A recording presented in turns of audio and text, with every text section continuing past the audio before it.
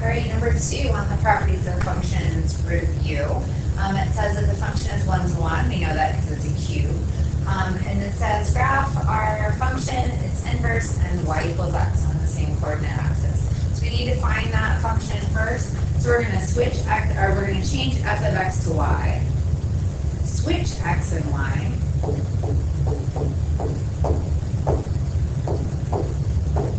And then solve for y. So the first thing I'm going to do is add the 1 over. It's really easy to make little mistakes, so I always show my steps here. I know it's kind of annoying, but it'll keep you from making those little mistakes that affect your whole problem. To get rid of the cube, we need to take the cube root of both sides. So we have cube root of x plus 1 is equal to 2y. And then we're going to move over that 2. Now instead of, you can write it as divide by 2 there. But since we're going to do transformations with this, I think it's going to be easier for you if you write that as 1/2 up front. We're going to label it f to the negative 1 of x to denote the inverse. All right, so there's our function. Let's graph both of them, and then we can do the domain and range. So our original function is up here. So this is down 1. And the 2 on the inside is a horizontal shrink by 1.5.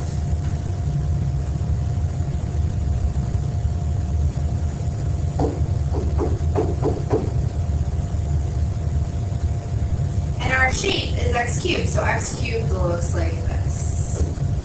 It's that guy. So I'm going to go 0, 0. Usually I go over 1, up 1. Instead of that, I'm going to go over 1/2 up 1 to do that horizontal shrink by 1/2. And the same thing in the other direction. I usually go over 2, up 8.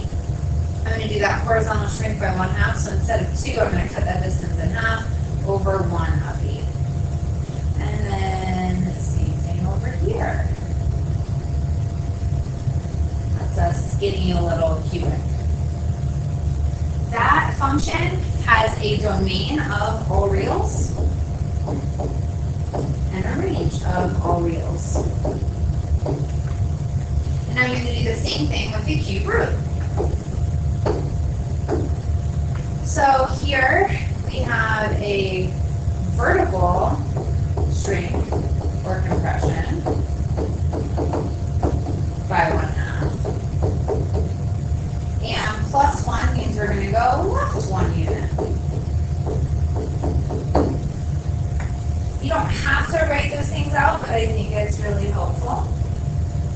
Oh, you know what I forgot to do? I forgot to go down 1 unit on my other. Hopefully you're yelling at your screen right now. Go back and take that whole thing and move it down 1. I will absolutely do that. So I'm going to try to grab this and do it. I think that's going to work here. Oh, let's see if that points with it. So that point that was at -8 is going to be moved down. It's going to be faster for me to draw it, of course. So we needed to move all of those down 1. Sorry about that.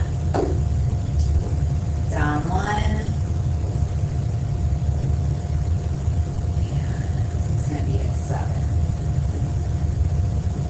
Here we go.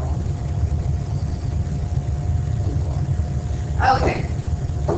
So back to our cube roots here. So cube root, I'm going to start left 1 unit. And then I'm going to have a vertical shrink by 1/2. So instead of over 1, up 1, I'm going to go over 1, up 1/2. And the same thing in the other direction. Instead of over 8, up 2 from my center here, I'm going to go over 8, up 1. Remember, you can double check this by making sure your points are opposites of each other. It should be symmetric over the line y equals x, which we can dot in here real quick. We also, you should be able to see if you're at -1, 0 here, you're at 0, -1 there. That's a good gauge for you. I thought, so here's y equals x. Y equals x is a nice visual double check. It definitely has helped me before catch some errors. All right, last thing we need is the domain and range. The domain and range here just switch, but they're both all reals. So that is number 2.